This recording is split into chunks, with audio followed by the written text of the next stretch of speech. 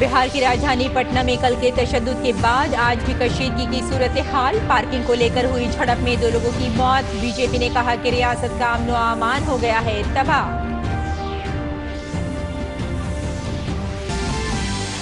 बिहार में सियासी हलचल जारी। जेडीयू के सदर उपेंद्र कुशवाहा ने नीतीश कुमार का छोड़ा साथ। नई पार्टी का किया ऐलान। कहा नीतीश कुमार ने पसमानदा और इंतहाई पसमानदा लोगों के मफादात को रख दिया गिरवी।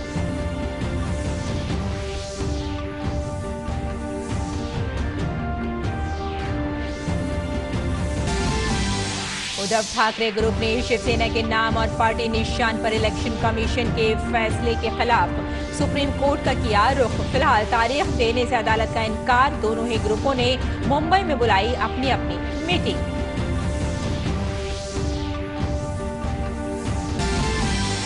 शुमाल मशरक़ी रियासतों में इंतखाबी मुहिम तेज। वज़ीर दाखिला अमित शाह की आज नागालैंड में रैली।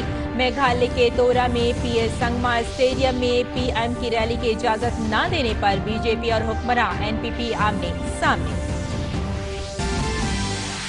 और यूक्रेन पर रूसी हमले की पहली बरसी से कबल अमरीकी सदर जो बाइडेन पहुंचे यूक्रेन की दारुल हुकूमत कीव। बाइडेन ने कहा कि यूक्रेन को कमजोर और मगरिब को बिखरा समझना थी पुतिन की गलती।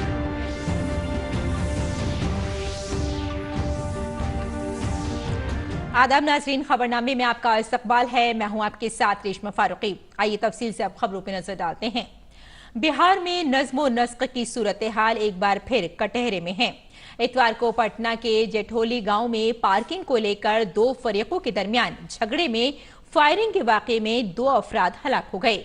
इसके साथ ही फायरिंग में मजीद 4 अफराद को गोली लगी है। मुश्तइल अफराद ने दीगर मुल्जिमान के घर को भी आग लगाने की कोशिश की। इस दौरान आग बुझाने के लिए पहुंची फायर ब्रिगेड की गाड़ी को आगे बढ़ने नहीं दिया गया। इस मामले में 7 लोगों को गिरफ्तार किया गया है। ADG headquarter Patna JS Gangwar ने कहा कि जेठोली में गाड़ियों को लगाने और हटाने के सिलसिले में तनाज़ा हुआ था। अब तक 2 हलाकतों की इत्तला है। जख्मियों का इलाज जारी है।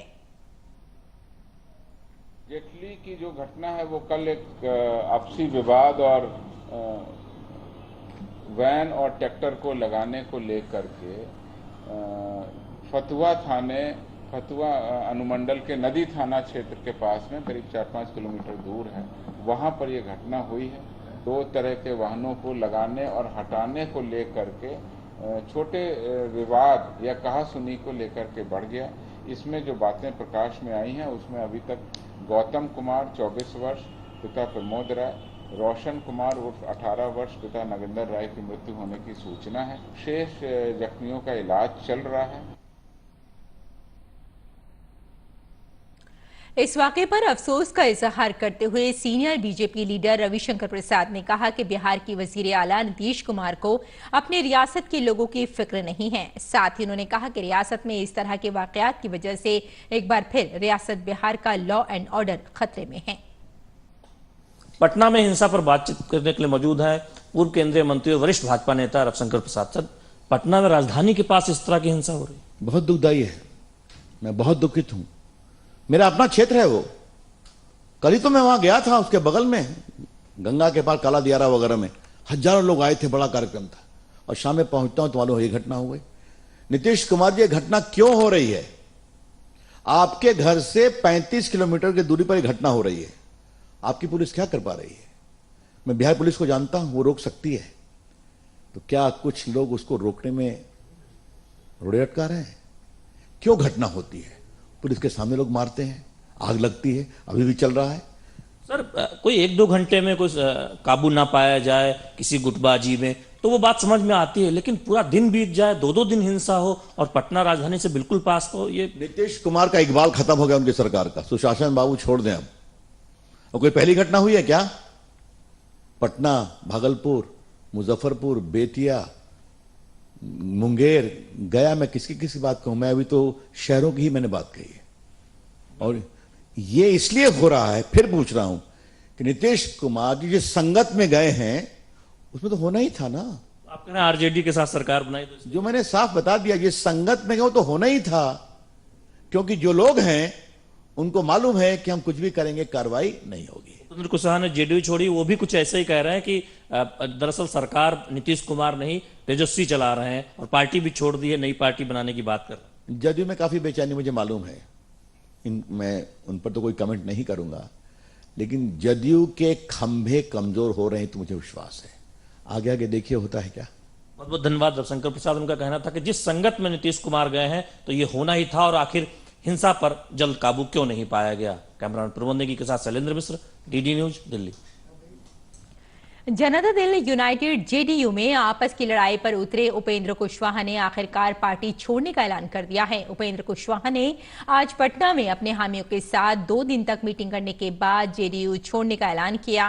उन्होंने अपने फैसले के बारे में वजीर आला नीतीश कुमार और पार्टी के कौमी सदर लल्लन सिंह को आगाह कर दिया है। इससे कबल कुशवाहा के हामियों की मीटिंग में नई पार्टी बनाने का फैसला लिया गया था। उपेंद्र कुशवाहा इतवार से पटना में जेडीयू लीडरों और कारकुनों से मुलाकात कर रहे थे।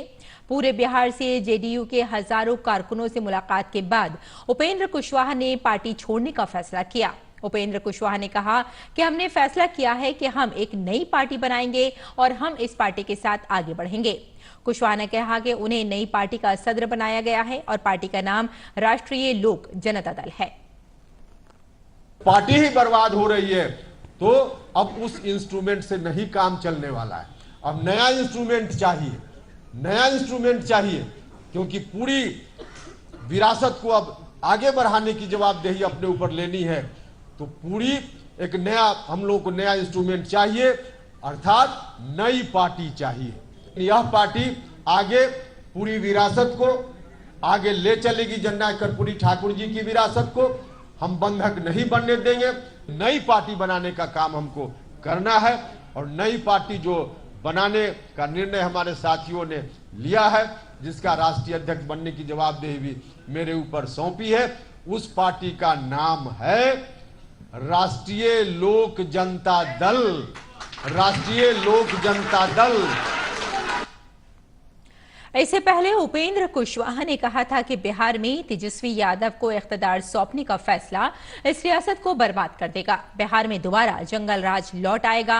कुशवाहा ने कहा कि नीतीश कुमार अपने दिमाग से फैसले नहीं ले रहे हैं, वो 2-3 लोगों के काकिस से घिरे हुए हैं।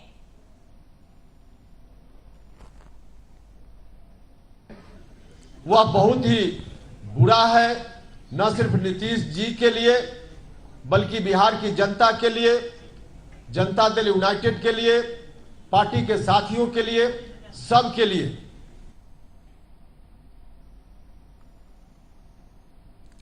आगे बढ़ते हैं। वजीर आजम नरेंद्र मोदी ने उत्तराखंड के रोजगार मेले में नौजवानों से अपील की कि वो रियासत और कौम की तरक्की में अपना भरपूर ताउन करें। उन्होंने कहा कि हुकूमत हर नौजवान को उसकी दिलचस्पी और सलाहियत के ऐन मुताबिक नए मौके फराहम कराने की कोशिश कर रही है। हमें उस पुरानी धारणा को बदलना है कि पहाड़ का पानी और पहाड़ की जवानी पहाड़ के काम नहीं आती। ये चीज हमें बदलनी है। इसलिए केंद्र सरकार का निरंतर प्रयास रहा है कि उत्तराखंड के युवाओं और ये हमारी युवा पीढ़ी अपने गांवों की तरफ लौटे। इसके लिए पहाड़ में रोजगार और स्वरोजगार के नए अवसर बनाए जा रहे हैं। आज आप देखिए, इतनी सड़कें बन रही हैं, रेल लाइनें बिछ रही हैं, यानी उत्तराखंड में इंफ्रास्ट्रक्चर पर इतना निवेश हो रहा है।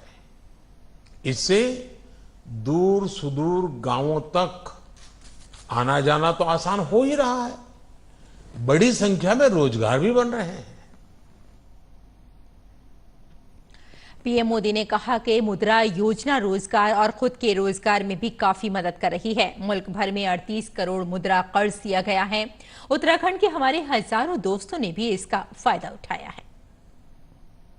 मुद्रा योजना टूरिज्म में रोजगार और स्वरोजगार को बल देने में बहुत मदद कर रही है।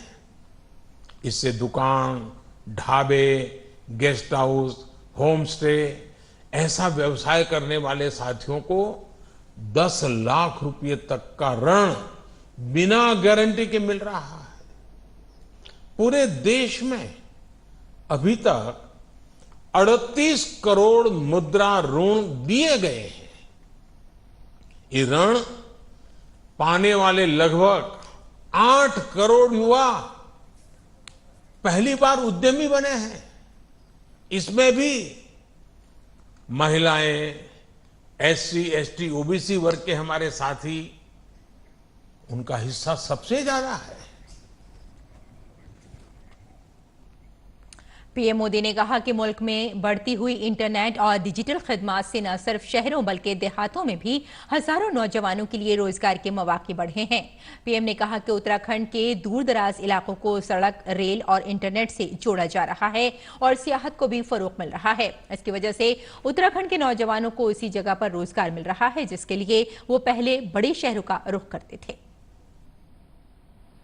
गांव गांव में इंटरनेट सेवा, डिजिटल सेवा देने वाले कॉमन सर्विस सेंटर्स में भी हजारों युवा काम कर रहे हैं। साथियों, जैसे जैसे उत्तराखंड के दूर सुदूर के इलाके रोड, रेल और इंटरनेट की कनेक्टिविटी से जुड़ रहे हैं, वैसे वैसे टूरिज्म सेक्टर का भी विस्तार हो रहा है। नए नए पर्यटन स्थल टूरिज्म मैप में आ रहे हैं। इसमें उत्तराखंड के युवाओं को वही रोजगार घर के नजदीक मिल रहे हैं जिसके लिए वे पहले बड़े शहरों का रुख करते थे। नई कौमी तालीमी पॉलिसी के बारे में पीएम मोदी ने कहा कि इससे नौजवानों को उनकी दिलचस्पी और काबिलियत की बुनियाद पर रोजगार मिल रहा है। नई राष्ट्रीय शिक्षा नीति के माध्यम से भारत के युवाओं को नई सदी के लिए तैयार करने का संकल्प आज देश ने लिया है। उत्तराखंड में इस संकल्प को जमीन पर उतारने का दायित्व आप जैसे मेरे युवा साथियों के कंधों पर है। साथियों, केंद्र सरकार हो या फिर उत्तराखंड की भाजपा सरकार, हमारा ये निरंतर प्रयास है कि हर युवा को उसकी रुचि के अनुसार, योग्यता के अनुसार नए अवसर मिले, सभी को आगे बढ़ने का उचित माध्यम मिले। सरकारी सेवाओं में भर्तियों का ये अभियान भी इसी दिशा में उठाया गया कदम है। पीएम मोदी ने कहा कि आज उत्तराखंड में बुनियादी ढांचे पर इतनी सरमायाकारी की जा रही है कि न सिर्फ दूर दराज का सफर करना आसान हो रहा है बल्कि रोजगार के नए मौके भी पैदा हो रहे हैं। गुज़िश्ता चंद महीनों में मरकजी हुकूमत ने मुल्क के लाखों नौजवानों को तकर्रुरीनामे सौंपे हैं। उत्तराखंड के युवा साथियों को रोजगार मेले के लिए बहुत बहुत बधाई। जिनको आज नियुक्ति पत्र मिल रहे हैं, उनके लिए आज नई शुरुआत का अवसर है। इससे निश्चित रूप से आपका जीवन, आपके परिवार का जीवन बदलने वाला है। लेकिन जिस सेवा में आज आप प्रवेश कर रहे हैं वो सिर्फ आपका जीवन बदलने का नहीं बल्कि वो व्यापक बदलाव का माध्यम है। अपने सेवा भाव से आपको राज्य और राष्ट्र में विकास और विश्वास के प्रयासों में अपना भरपूर योगदान देना है। और सदर द्रौपदी मुर्मू ने आज अरुणाचल प्रदेश के यौम तासीस पर मुनक्किद खुसूसी तकरीब में शिरकत की। सदर जमहूरिया ने रियासत के लोगों को मुबारकबाद देते हुए कहा कि ये रियासत भारत की भरपूर सकाफत और तनव्वु की नुमाइंदगी करती है। इस प्रोग्राम में मरकजी वजीर किरण रिजिजू समेत कई मुअज़्ज़िज़ीन ने शिरकत की। मरकजी वजीर किरण रिजिजू ने कहा कि आज पीएम मोदी की क़यादत में अरुणाचल प्रदेश की हमजह तरक्की की तरफ अहम कदम उठाए जा रहे हैं।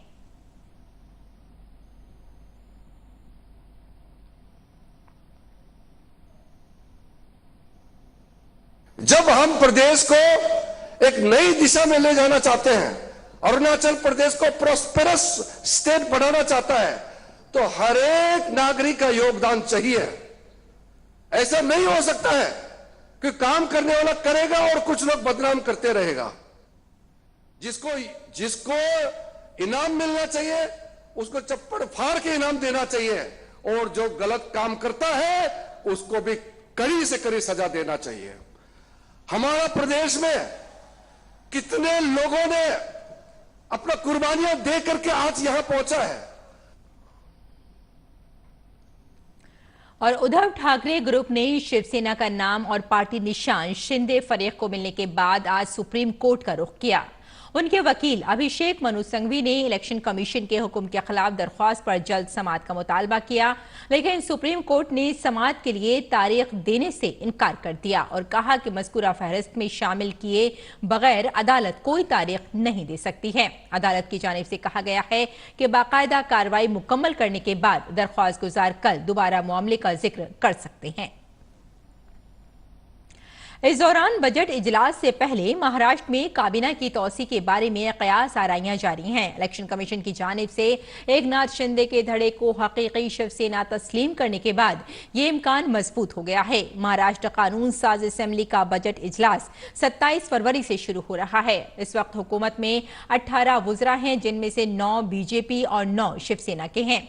एकनाथ शिंदे हुकूमत को 164 एमएलए की हिमायत हासिल है, जिनमें बीजेपी के 104 और शिवसेना के 140 एमएलए शामिल हैं। ऐसे में अब भी कई वुज़रा को काबीना में शामिल करने की गुंजाइश है। माना जा रहा है कि काबीना की तौसी को लेकर बीजेपी और शिवसेना के दरमियान होने वाली बातचीत के बाद नए वुज़रा को जल्द ही हलफ दिलाया जाएगा।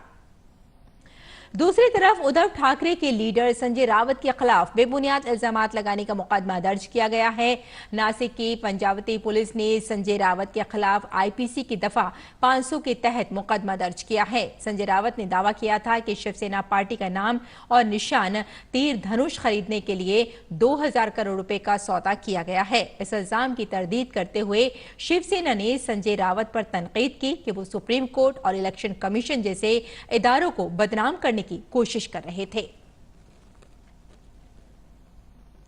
नागालैंड में असेंबली इंतखाबात के लिए मुहिम जोर शोर से जारी है। सियासी जमातों के कायदीन और स्टार कैंपेनर रियासत में अमन व अमान और हमागीर तरक्की का वादा करके वोटरों को राग़िब करने की हर मुमकिन कोशिश कर रहे हैं। मरकजी वजीर दाखिला अमित शाह रियासत के मशरक़ी जिला मून में एक इंतखाबी रैली से खिताब कर रहे हैं। नागालैंड के मून जिले में 9 असेंबली हल्के हैं। इस बार बीजेपी ने मून जिला की 3 असेंबली सीटों के लिए अपने उम्मीदवार खड़े किए हैं। नागालैंड की कुल 59 असेंबली सीटों के लिए 27 फरवरी को वोटिंग होगी। और मेघालय में 27 फरवरी को होने वाले असेंबली इंतखाबात में बीजेपी और एनपीपी के दरमियान इंतखाबी जंग तेज हो गई है। मेघालय की 60 सीटों में से 24 गारो हिल्स में आती हैं और तोरा गारो का मरकज भी है। तोरा में वाक़ई पीए संगमा स्टेडियम में वजीर आजम नरेंद्र मोदी की मुजव्वजा रैली पर मुकामी इंतजामिया की तरफ से इजाजत न दिए जाने की वजह से बीजेपी हमलावर है। बीजेपी का इल्जाम है कि एनपीपी वजीर दाखिला अमित शाह की तोरा में होने वाली जबरदस्त रैली से खौफजदा है, जबकि एनपीपी का मौकफ है कि स्टेडियम अभी तक मुकम्मल तौर पर तामीर नहीं हुआ है। लेकिन इस पर हमारे नुमाइंदे की क्या रिपोर्ट है, आइए देख लेते हैं।